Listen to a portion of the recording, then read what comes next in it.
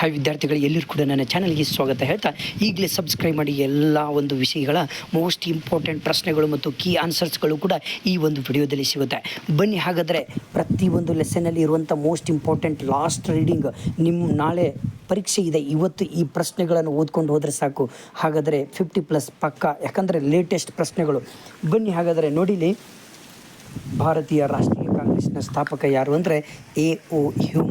ಇದು ಒಂದು ಪ್ರಶ್ನೆ ಹೈಲೈಟ್ ಇದೆ, ನೆನ್ಪಿಟ್ಕೊಳ್ಳಿ, ಯಾಕಂದರೆ ತುಂಬ ಇಂಪಾರ್ಟೆಂಟ್ ಇದು. ಪ್ರಪ್ರಥಮ ಮುಖ್ಯ ಚುನಾವಣಾ ಆಯುಕ್ತರು ಯಾರು? ಸುಕುಮಾರ್ ಸೇನ್.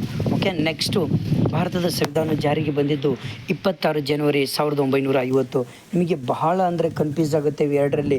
ಇದು ಫಿಕ್ಸ್ ಬರುವಂಥದ್ದು ಪ್ರಶ್ನೆ, ಬಟ್ ಪ್ರಶ್ನೆಗೆ ನೀವು ಕನ್ಫ್ಯೂಸ್ ಮಾಡ್ಕೊಳ್ಬೇಡಿ. ಯಾಕಂದರೆ ಭಾರತದ ಸಂವಿಧಾನವು ಜಾರಿಗೆ ಬಂದಿದ್ದು 26 ಜನವರಿ 1950, ಬಟ್ ಅಂಗೀಕಾರವಾದದ್ದು 1949 ನವಂಬರ್ 26ರಂದು. ನೆನ್ಪಿಟ್ಕೊಳ್ಳಿ, ಎರಡರಲ್ಲಿ ಒಂದು ಗ್ಯಾರಂಟಿ ಕೇಳ್ತಾರೆ, ನೆನ್ಪಿಟ್ಕೊಳ್ಳಿ. ನೆಕ್ಸ್ಟ್ ಬಂದುಬಿಟ್ಟು ದ್ವಿಸರ್ಕಾರ ಪದ್ಧತಿ ಯಾವುದಂದ್ರೆ ಡಯಾರ್ಕಿ ಅಂತ ಹೇಳ್ತೀವಿ. ಇದೊಂದು ಬರುತ್ತೆ, ನಿಮಗೆ ನೆನ್ಪಿಟ್ಕೊಳ್ರಿ. ನೆಕ್ಸ್ಟ್ ಇದೊಂದು ಹೈದರಾಬಾದ್ನ ಅರಾಜಕತೆಯನ್ನು ಅಂತ್ಯಗೊಳಿಸಲು ಮಾಡಿದ ಪೊಲೀಸ್ ಕಾರ್ಯಾಚರಣೆ ಯಾವುದು ಅಂದರೆ ಆಪರೇಷನ್ ಪೋಲೋ ಅಂತ ಹೇಳ್ಬೋದು ನಾವು. ಯಾವುದು? ಆಪರೇಷನ್ ಪೋಲೋ ಅಂತ ಹೇಳ್ತೇವೆ. ಓಕೆನಾ. ನೆಕ್ಸ್ಟ್ ಬಂದುಬಿಟ್ಟು ಪ್ರಶ್ನೆ ಇಲ್ಲಿ ಇದೊಂದು ಪ್ರಶ್ನೆ ತುಂಬ ಇಂಪಾರ್ಟೆಂಟ್.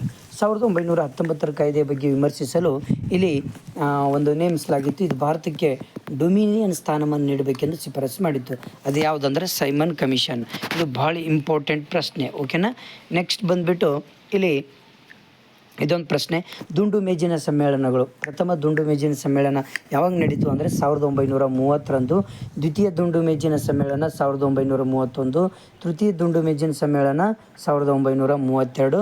ಇವೆಲ್ಲವೂ ಕೂಡ ಲಂಡನ್ನಲ್ಲಿ ನಡೀತವೆ. ಭಾಳ ಇಂಪಾರ್ಟೆಂಟ್ ಪ್ರಶ್ನೆ ಇದು. ಇದೊಂದು ಕೇಳ್ತಾರೆ ನಮಗೆ. ಸಿಮ್ಲಾ ಒಪ್ಪಂದ. ಇಂದಿರಾ ಗಾಂಧಿ ಮತ್ತು Z.A. ಭುಟ್ಟೋರವರು ಇದಕ್ಕೆ ಸಹಿ ಹಾಕ್ತಾರೆ. ಸಿಮ್ಲಾ ಒಪ್ಪಂದಕ್ಕೆ ಯಾರೆಲ್ಲ ಸಹಿ ಹಾಕ್ತಾರೆ ಅಂದರೆ ಇಂದಿರಾ ಗಾಂಧಿ ಮತ್ತು Z.O. ಭುಟ್ಟೋರವರು ಹಾಕಿರ್ತಾರೆ. ಇದೊಂದು ಮೋಸ್ಟ್ ಇಂಪಾರ್ಟೆಂಟ್ ಪ್ರಶ್ನೆ ಕೇಳ್ತಾರೆ ನಿಮಗೆ. ನೆಕ್ಸ್ಟ್ ಇದೊಂದು ಕೇಳ್ತಾರೆ, ಸಂವಿಧಾನ ರಚನಾ ಸಭೆಯ ಅಧ್ಯಕ್ಷರು ಯಾರಪ್ಪ ಅಂದರೆ ಡಾಕ್ಟರ್ ಬಾಬು ರಾಜೇಂದ್ರ ಪ್ರಸಾದ್ ಅಂತ ನಾವು ಹೇಳಬೇಕಾಗತ್ತೆ. ಇದೊಂದು ಪ್ರಶ್ನೆ ಓದ್ಕೊಳ್ಳಿ. ನೆಕ್ಸ್ಟ್ ಈ 1ನೇ ಲೆಸನ್ನಲ್ಲಿ ಮೋಸ್ಟ್ ಇಂಪಾರ್ಟೆಂಟ್. ನೆಕ್ಸ್ಟ್ ಇದೇ ಒಂದು ಫಸ್ಟ್ ಲೆಸನಲ್ಲಿ 5 ಅಂಕದ ಪ್ರಶ್ನೆಗಳು ನೋಡಿ. 1935 ಭಾರತ ಸರ್ಕಾರ ಕಾಯ್ದೆಯನ್ನು ವಿವರಿಸಿರಿ. ಭಾಳ ಇಂಪಾರ್ಟೆಂಟ್ ಪ್ರಶ್ನೆ. ಇಷ್ಟು ಪಾಯಿಂಟ್ಸ್ಗಳು ಬರ್ತವೆ. ಈ ಎಲ್ಲ ಪಾಯಿಂಟ್ಸ್ಗಳನ್ನು ನೀವೇನು ಮಾಡಬೇಕು? ವಿವರಿಸಬೇಕಾಗತ್ತೆ ಕರೆಕ್ಟಾಗಿ. ಇದೊಂದು ಪ್ರಶ್ನೆ ಓದ್ಕೊಳ್ಳಿ. ನೆಕ್ಸ್ಟ್ ಬಂದುಬಿಟ್ಟು ಇಲ್ಲಿ 1947 ಭಾರತ ಸ್ವಾತಂತ್ರ್ಯ ಕಾಯ್ದೆಯ ಮುಖ್ಯಾಂಶಗಳನ್ನು ವಿವರಿಸಿರಿ. ಇದೊಂದು ಪ್ರಶ್ನೆ. ಇಷ್ಟು 2 ಪ್ರಶ್ನೆ ಹೈಲೈಟ್ ಇದೆ ಇದರಲ್ಲಿ. ಓಕೆನಾ. ನೆಕ್ಸ್ಟ್ ಬಂದುಬಿಟ್ಟು 2ನೇ ಒಂದು ಲೆಸನ್ನು. ಇದೊಂದು ಭಾಳ ಇಂಪಾರ್ಟೆಂಟು. ರಾಜ್ಯಗಳ ಪುನರ್ರಚನೆಗೆ ಭಾಷೆಯು ಆಧಾರವಾಗಿರಬೇಕು ಅನ್ನೋದಕ್ಕೆ ಕಾರಣಗಳನ್ನು ನೀಡಿ. ಇದು ಭಾಳ ಇಂಪಾರ್ಟೆಂಟ್. 1 by 1 ಪಾಯಿಂಟ್ಸ್ಗಳನ್ನು ಬರೆದ್ರೆ ಸಾಕು. ಓಕೆನಾ. ನೆಕ್ಸ್ಟ್ 2ನೇ ಲೆಸನಲ್ಲಿ ನಿಮಗೆ ಹೇಳ್ತಾ ಹೋಗ್ತೇನೆ. 2ನೇ ಲೆಸನಲ್ಲಿ ಮೋಸ್ಟ್ ಇಂಪಾರ್ಟೆಂಟ್ 1 ಮಾರ್ಕ್ಸ್ ಕ್ವಶನ್ ನಾವು ನೋಡೋದಾದರೆ ಇಲ್ಲಿ ನೋಡಿ. ಇಲ್ಲಿ ಭಾರತದ ಈಗಿನ ಮುಖ್ಯ ಚುನಾವಣಾ ಆಯುಕ್ತರು ಜ್ಞಾನೇಶ್ ಕುಮಾರ್. ಭಾಳ ಇಂಪಾರ್ಟೆಂಟ್ ಪ್ರಶ್ನೆ ಇದು. ಕೇಳ್ತಾರೆ ನಿಮಗೆ, ಯಾಕಂದರೆ ಪ್ರಸ್ತುತವಾಗಿರುವಂಥದ್ದು ಕೇಳ್ತಾರೆ, ನೆನ್ಪಿಟ್ಕೊಳ್ಳಿ. ನೆಕ್ಸ್ಟು ಇನ್ನೊಂದು ಇಂಪಾರ್ಟೆಂಟ್ ಪ್ರಶ್ನೆ ಬರುತ್ತೆ ನಿಮಗೆ. ಇಲ್ಲಿ ಯಾವುದು ಇಂಪಾರ್ಟೆಂಟ್ ಪ್ರಶ್ನೆ ಬರುತ್ತೆ ಅಂದರೆ ಇಲ್ಲಿ ನೋಡಿ, ಮತದಾನದ ವಯಸ್ಸನ್ನು 21 ವರ್ಷದಿಂದ 18 ವರ್ಷಕ್ಕೆ ಇಳಿಸಿದ ಸಂವಿಧಾನ ತಿದ್ದುಪಡಿ ಯಾವುದು? ಎಷ್ಟನೇದಂದರೆ 61ನೇ ತಿದ್ದುಪಡಿ ಬರುತ್ತೆ. ಇದೊಂದು ಪ್ರಶ್ನೆ ಓದ್ಕೊಳ್ಳಿ. ನೆಕ್ಸ್ಟ್ ಬಂದುಬಿಟ್ಟು ಇಲ್ಲಿ ಇನ್ನೊಂದು EVMನ ವಿಸ್ತಾರ ರೂಪ ಯಾವುದಂದರೆ ವಿದ್ಯುನ್ಮಾನ ಮತಯಂತ್ರ ಅಂತ ಹೇಳ್ತೀವಿ. ಇದೊಂದು ಪ್ರಶ್ನೆ ಓದ್ಕೊಳ್ಳಿ. ನೆಕ್ಸ್ಟ್ ಬಂದುಬಿಟ್ಟು ಇನ್ನೊಂದು ತುಂಬ ಇಂಪಾರ್ಟೆಂಟ್ ಪ್ರಶ್ನೆ ಇದು. ಮೊದಲ ಬಾರಿಗೆ ವಿದ್ಯುನ್ಮಾನ ಮತಯಂತ್ರವನ್ನು ಬಳಸಿದ್ದು 1998ರಲ್ಲಿ ಅಂತ ನಾವು ಹೇಳ್ಬೋದು. ಓಕೆ. ನೆಕ್ಸ್ಟ್ ಬಂದುಬಿಟ್ಟು ಇಲ್ಲಿ ಪಕ್ಷಾಂತರ ನಿಷೇಧ ಕಾಯ್ದೆ ಜಾರಿಗೆ ಬಂದಿದ್ದು ಯಾವಾಗ ಅಂದರೆ 1 ಏಪ್ರಿಲ್ 1985ರಲ್ಲಿ ಬರುತ್ತೆ. ಓಕೆನಾ. ನೆಕ್ಸ್ಟ್ ಪ್ರಶ್ನೆ ಬಂದುಬಿಟ್ಟು ಇಲ್ಲಿ ಇನ್ನೊಂದು ಪ್ರಶ್ನೆ ಬರುತ್ತೆ. ಇಲ್ಲಿ ಯಾವುದಪ್ಪ ಅಂದರೆ ಸಾರ್ವತ್ರಿಕ ವಯಸ್ಕ ಮತದಾನ ಪದ್ಧತಿ ಅಂದರೆ ನಿರ್ದಿಷ್ಟ ವಯೋಮಾನದ ಎಲ್ಲರೂ ಯಾವುದೇ ತಾರತಮ್ಯವಿಲ್ಲದೆ ಮತದಾನ ಮಾಡುವಂಥದ್ದು. ಓಕೆನಾ. ಇದೊಂದು ಪ್ರಶ್ನೆ ಬರುತ್ತೆ, ಓದ್ಕೊಳ್ಳಿ. ನೆಕ್ಸ್ಟ್ ಇನ್ನೊಂದು ಇವಾಗ ನೋಡಿ, ಭಾರತದ ರಾಜಕೀಯ ಒಂದು ಪಕ್ಷಗಳನ್ನು ಬರೀಲಿಕ್ಕೆ ಹೇಳ್ತಾರೆ. ಯಾವುದಾದ್ರೂ 2: ಕಾಂಗ್ರೆಸ್ ಪಕ್ಷ, ಭಾರತೀಯ ಜನತಾ ಪಾರ್ಟಿ, ಆಮ್ ಆದ್ಮಿ ಪಕ್ಷ, ಕಮ್ಯುನಿಸ್ಟ್ ಪಕ್ಷ, ಬಹುಜನ ಸಮಾಜವಾದಿ ಪಕ್ಷ, ಭಾಳ ಇದ್ದಾವೆ. ಓಕೆನಾ. ಇವು ಎಲ್ಲವೂ ಕೂಡ ಬರೀರಿ. ನೆಕ್ಸ್ಟ್ 10 ಅಂಕದ ಪ್ರಶ್ನೆಗಳಲ್ಲಿ ಭಾಳ ಇಂಪಾರ್ಟೆಂಟ್ ಪ್ರಶ್ನೆ ನಿಮಗೆ. ಇದೇನು ತೊಂದರೆ ಇಲ್ಲ, ಇದು ಬರುವಂಥ ಸಂಭವ ಜಾಸ್ತಿ ಇದೆ. ಚುನಾವಣಾ ಆಯೋಗದ ರಚನೆ ಮತ್ತು ಕಾರ್ಯಗಳನ್ನು ಬರೆಯಿರಿ ಅಂತಿದೆ. ಇದು ಭಾಳ ಇಂಪಾರ್ಟೆಂಟ್ ಪ್ರಶ್ನೆ ಇದೆ. ಇದೊಂದು ಸರಿಯಾಗಿ ನೀವು ಸ್ಟಡಿ ಮಾಡ್ಕೊಳ್ಬೇಕಾಗತ್ತೆ. ಇಷ್ಟು ಪಾಯಿಂಟ್ಸ್ಗಳನ್ನು 1 by 1 ಪಾಯಿಂಟ್ಸ್ಗಳನ್ನು ಬರೀತಾ ಹೋಗ್ರಿ. ಇನ್ನೊಂದು ಇದೇನು ತೊಂದರೆ ಇಲ್ಲ, ಇದನ್ನು ಕೇಳೋದಿಲ್ಲ ಅವರು. ರಾಜಕೀಯ ಪಕ್ಷಗಳ ಕಾರ್ಯಗಳು ಬೇಡ. ಓಕೆ, ಅದು ಒಂದು ಪ್ರಶ್ನೆ ಹೈಲೈಟ್ ಇದೆ ಅದರಲ್ಲಿ, ಅದೊಂದು ಓದ್ಕೊಂಬಿಡಿ. ಅಧ್ಯಾಯ 3 ಭಾರತದ ಆಡಳಿತ ಯಂತ್ರದಲ್ಲಿ ಇಲ್ಲಿ ಭಾಳ ಇಂಪಾರ್ಟೆಂಟ್ ಇಲ್ಲೊಂದಿದೆ ನೋಡಿ. ಇಲ್ಲಿ ರಾಜ್ಯಾಡಳಿತದ ಮುಖ್ಯಸ್ಥರು ಯಾರು ಇರ್ತಾರೆ? ಮುಖ್ಯ ಕಾರ್ಯದರ್ಶಿ ಇರ್ತಾರೆ.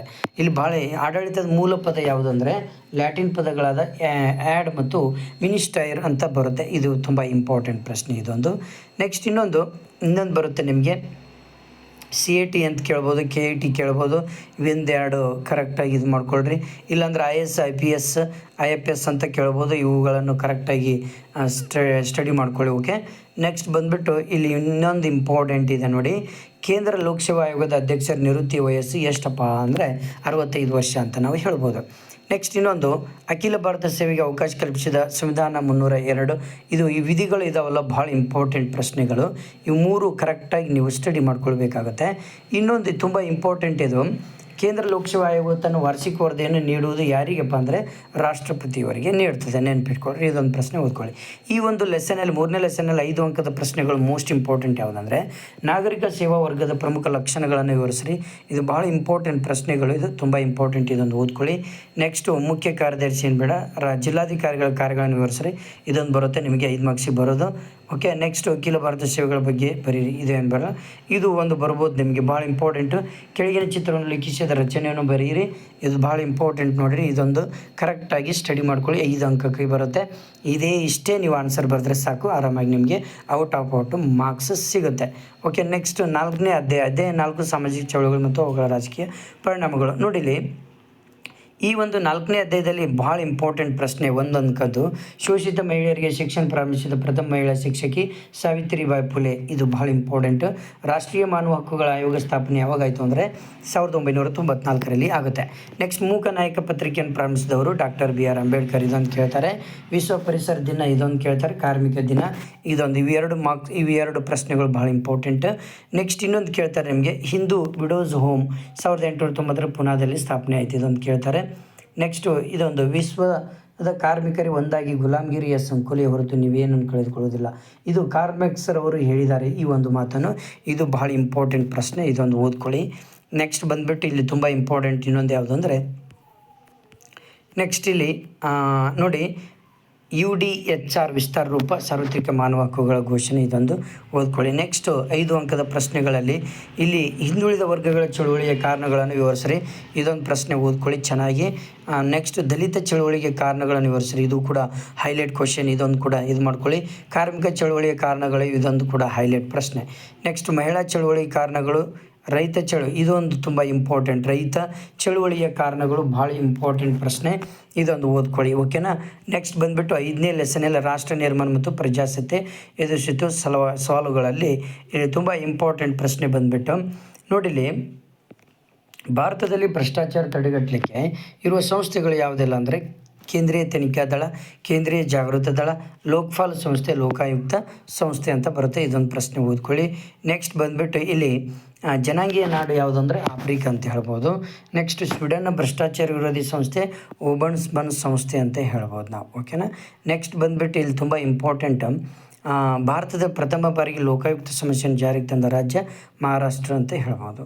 ಓಕೆನಾ. ನೆಕ್ಸ್ಟ್ ಬಂದುಬಿಟ್ಟು ಅನಕ್ಷರತೆಯನ್ನು ಒಂದು ಅಸ್ವಾತಂತ್ರ್ಯ ಎಂದವರು ಅಮರ್ತ್ಯ ಸೇನ್ ಅಂತ ಹೇಳ್ಬೋದು ನಾವು. ಓಕೆನಾ. ಇದೊಂದು ಭಾಳ ಇಂಪಾರ್ಟೆಂಟ್ ಪ್ರಶ್ನೆ. ನೆಕ್ಸ್ಟ್ ಬಂದುಬಿಟ್ಟು ಇಲ್ಲಿ ಇನ್ನೊಂದು ಪ್ರಶ್ನೆ ಇದೊಂದು ಬರುತ್ತೆ. 40 ವಿಧದ ಭ್ರಷ್ಟಾಚಾರ ಕೌಟಿಲ್ಯವರು ಗುರುತಿಸಿದ 40 ವಿಧದ. ಇದೇನು ತೊಂದರೆ ಇಲ್ಲ, ಬರೋದು ಡೌಟು. ನೆಕ್ಸ್ಟ್ 5 ಅಂಕದ ಪ್ರಶ್ನೆಗಳಲ್ಲಿ ಭಾಳ ಇಂಪಾರ್ಟೆಂಟ್ ಇದರಲ್ಲಿ ಭ್ರಷ್ಟಾಚಾರಕ್ಕೆ ಕಾರಣಗಳೇನು ವಿವರಿಸ್ರಿ. ಇದೊಂದು ಪ್ರಶ್ನೆ ಭಾಳ ಇಂಪಾರ್ಟೆಂಟು. ನೆಕ್ಸ್ಟ್ ಲೋಕಾಯುಕ್ತದ ರಚನೆ ಕಾರ್ಯಗಳನ್ನು ವಿವರಿಸ್ರಿ. ಇದೊಂದು ಭಾಳ ಇಂಪಾರ್ಟೆಂಟ್ ಪ್ರಶ್ನೆ ಬರುತ್ತೆ. ಇಷ್ಟೇ ಇಲ್ಲಿ ಕೊಟ್ಟಂತಹ ಉತ್ತರಗಳನ್ನೇ ನೀವು ಅಲ್ಲಿ ಬರೆದ್ರೆ ಸಾಕು. 10 ಅಂಕದ ಪ್ರಶ್ನೆಗಳಲ್ಲಿ ಭಾಳ ಇಂಪಾರ್ಟೆಂಟ್ ಪ್ರಶ್ನೆಗಳು ಇದರಲ್ಲಿ ಬಂದುಬಿಟ್ಟು ಅನಕ್ಷರತೆ ಕಾರಣಗಳೇನು, ಇದು ಹೇಗೆ ಪ್ರಜಾಪ್ರಭುತ್ವ ಅಡ್ಡಿಯಾಗಿದೆ, ಭಾಳ ಇಂಪಾರ್ಟೆಂಟ್ ಪ್ರಶ್ನೆ ನೋಡಿದೆ. ಇದೊಂದು ಕೋಮುವಾದ ಕಾರಣಗಳನ್ನು ತಿಳಿಸಿ. ಇದು ಭಾಳ ಹೈಲೈಟ್ ಕ್ವಶನ್. ಇವೆರಡು ಕ್ವಶನ್ ಮತ್ತು ಇದು ಭಾರತದ ಭಯೋತ್ಪಾದಕ ಕಾರಣಗಳು ಬರೆಯ. ಈ 3 ಪ್ರಶ್ನೆಗಳಲ್ಲಿ ಒಂದು ಫಿಕ್ಸ್ ಪ್ರಶ್ನೆ ಇದ್ದೇ ಇರುತ್ತೆ. ಕರೆಕ್ಟಾಗಿ ಓದ್ಕೊಂಬಿಡಿ ಅವನು. ಓಕೆನಾ. ನೆಕ್ಸ್ಟ್ ಅಧ್ಯಾಯ 6 ಭಾರತದ ರಾಜಕೀಯ ನೂತನ ಪ್ರವೃತ್ತಿಗಳು. ಇದರಲ್ಲಿ NDA ಮತ್ತು UPA ಕೇಳ್ತಾರೆ.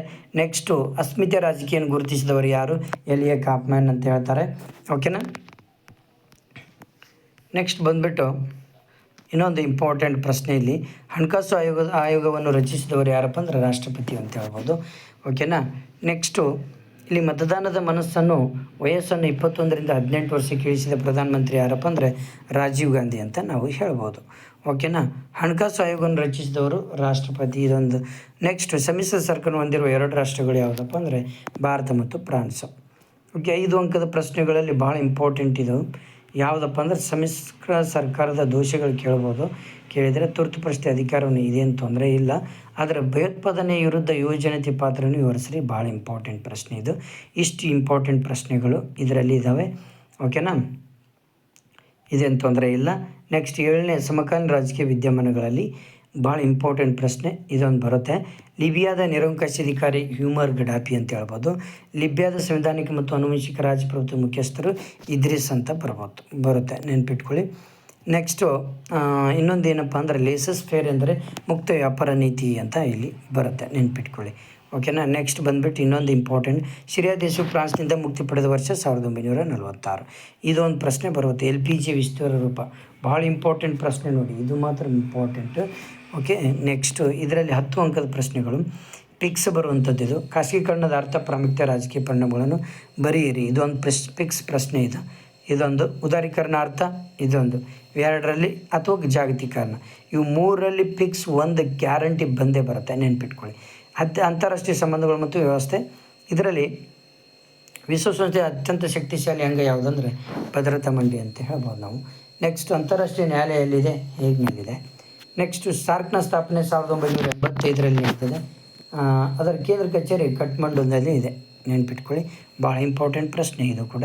ಓಕೆನಾ. ನೆಕ್ಸ್ಟು ಬ್ರಿಕ್ಸ್ನ ಸದಸ್ಯ ರಾಷ್ಟ್ರಗಳು ಭಾಳ ಇಂಪಾರ್ಟೆಂಟ್ ಇದು ಬ್ರೆಜಿಲ್, ರಷ್ಯಾ, ಇಂಡಿಯಾ, ಚೀನಾ ಮತ್ತು ಸೌತ್ ಆಫ್ರಿಕಾ. ಬ್ರೆಜಿಲ್ನ ಒಂದು ಸದಸ್ಯ ರಾಷ್ಟ್ರಗಳಿವು. ಓಕೆ, ನೆಕ್ಸ್ಟು ಸಾರ್ಕ್ನ ಸದಸ್ಯ ರಾಷ್ಟ್ರಗಳು ಇವು ಎಲ್ಲವೂ ಕೂಡ ಭಾಳ ಇಂಪಾರ್ಟೆಂಟ್ ಕೇಳ್ತಾರೆ ನಿಮಗೆ. ಭಾರತದಲ್ಲಿ ನಡೆದ ಸಾರ್ಕ್ ಶೃಂಗಸಭೆಗಳನ್ನು ಕೇಳ್ತಾರೆ. ಓಕೆ, ಇವೆಲ್ಲವೂ ಕೂಡ ನೀವು ಸರಿಯಾಗಿ ಸ್ಟಡಿ ಮಾಡಲೇಬೇಕಾಗತ್ತೆ. ಓಕೆನಾ.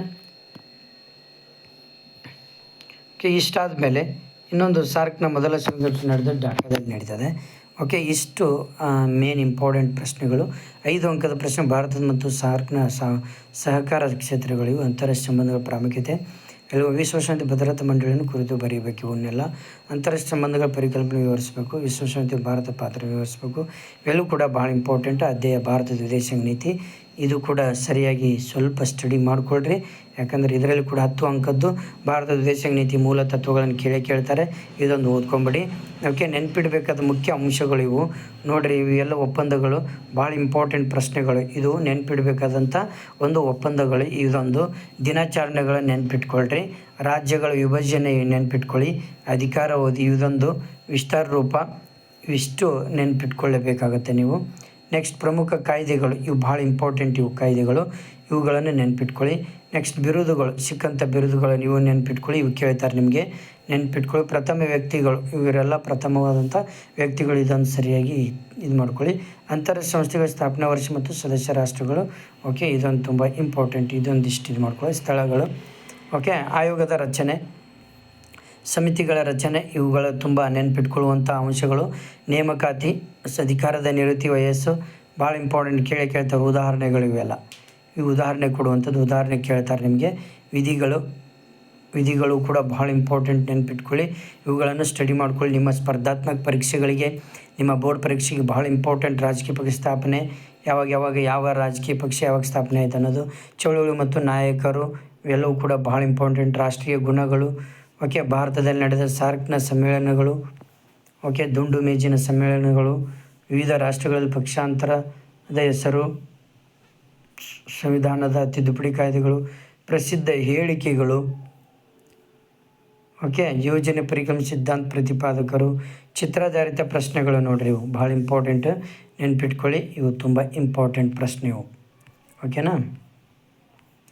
ಚಿತ್ರಾಧಾರಿತ ಪ್ರಶ್ನೆಗಳು ಇವು ಬಿಟ್ಟರೆ ಯಾವುದೂ ಬರೋದಿಲ್ಲ. ಓಕೆ, ಬಂದರೆ ಇದರಲ್ಲೇ ಬರ್ತದೆ ನಿಮಗೆ. ಓಕೆನಾ. ಇಷ್ಟು ಕರೆಕ್ಟಾಗಿ ಓದ್ಕೊಂಬಿಡಿ. Okay, thank you friends. ನಿಮ್ಮ ಫ್ರೆಂಡ್ಸಿಗೆ ಶೇರ್ ಮಾಡಿ. ಹಾಗೆ ನನ್ನ ಚಾನಲನ್ನು ಸಬ್ಸ್ಕ್ರೈಬ್ ಮಾಡೋದನ್ನು ಮಾತ್ರ ಮಿಸ್ ಮಾಡಲಿಕ್ಕೆ ಹೋಗಬೇಡಿ. ಯಾಕಂದರೆ ಎಲ್ಲ ಒಂದು ರೀತಿಯ ಒಂದು ಕೀ ಆನ್ಸರ್ಸ್ಗಳು ನನ್ನ ಒಂದು ಚಾನಲಲ್ಲಿದ್ದಾವೆ. ಮುಖ್ಯಾಂಶಗಳು ಆ್ಯಂಡ್ ಮುಖ್ಯ ಇಂಪಾರ್ಟೆಂಟ್ ಪ್ರಶ್ನೆಗಳು ಕೂಡ ಇದ್ದಾವೆ.